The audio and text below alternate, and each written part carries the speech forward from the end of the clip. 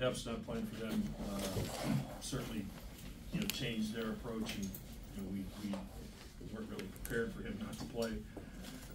So I thought Georgetown was terrific the first half. They took us out of a lot of what we wanted to do and forced us into a lot of mistakes, and we've been having those mistakes the last couple of games, and they've cost us. And fortunately, we were able to clean those up in the second half. I thought we played with a little bit better pace in the second half.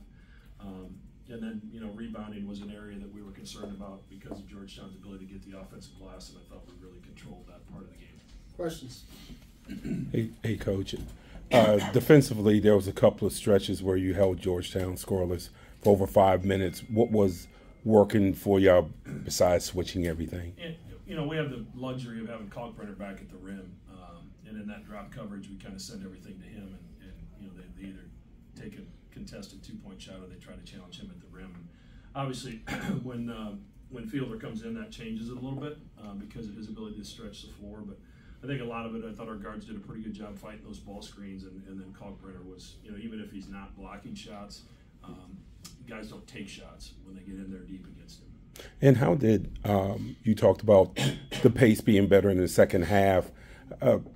Obviously, you scored more points in the second half. Was it one of those cases where your defense just really kicked the offense off? Yeah, we had a couple live ball turnovers that got us out. I thought we shared the basketball better in the second half, made the extra pass a little bit better, and our pace was good. And that you can only have pace if you get stops and you get rebounds. And it's been hard for a lot of teams to get rebounds against Georgetown this year. They're one of the best in the country with their offensive rebounding percentage. So that was a big emphasis for us in practice this week, and thought we executed that pretty well. Second half, how much was the goal to get the ball and feet into the paint first? Yeah, we wanted to get it deep, and wanted to make sure if we weren't throwing it to Kalkbrenner, we were looking at him and having their necessity to help and send another guy allow us to get some dominoes going offensively. And I thought our guys got him touches more, and thought he really ran the floor exceptionally well. And when he runs the floor, it creates things because not one guy's going to guard him down there in transition. So we were able to get into the teeth of the defense, get a lot of points in the paint that second half. Speaking of Kalkbrenner, when he signed his LOI 4 years ago, was this what you expected? I don't know that anybody thinks a guy's going to be a two-time Defensive Player of the Year in the Big East, but it's a credit to him, his work ethic, the way he stayed with it. He's really improved in every facet of the game during his career, and besides that, he's just delightful to coach. He comes every day with an attitude of wanting to improve and wanting to get better, and those guys are a lot of fun to be around. Obviously, it's early, but it can get late pretty fast if you fall to 0-3 in the league.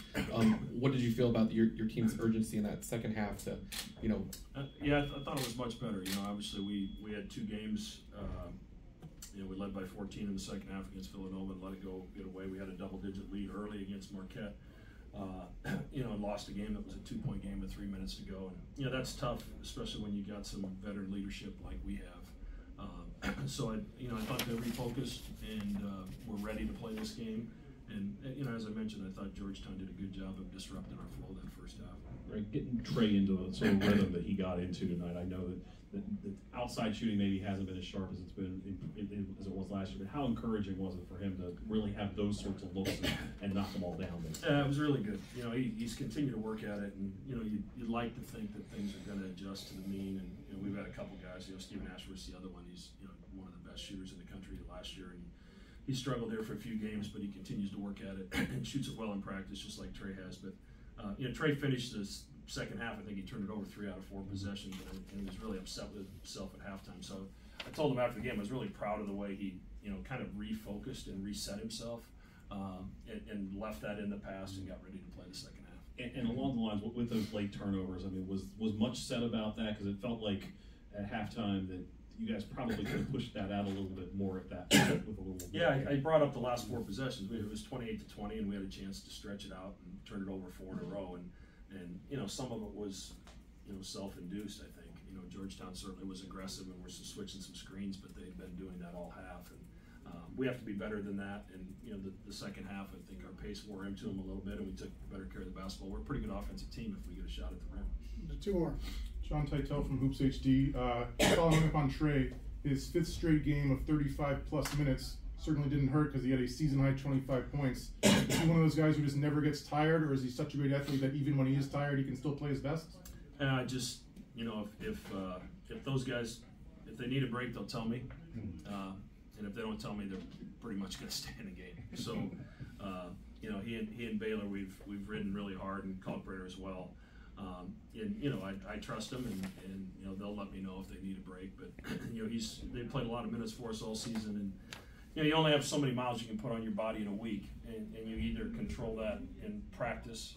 If guys are playing big minutes, then you have to curtail what you do in practice to make sure they're ready physically and mentally the next game. And you know, we really do a good job of the science behind that to make sure that we're getting them the proper rest in practice if they're playing big minutes. Anything else? Thank you. Happy New Year.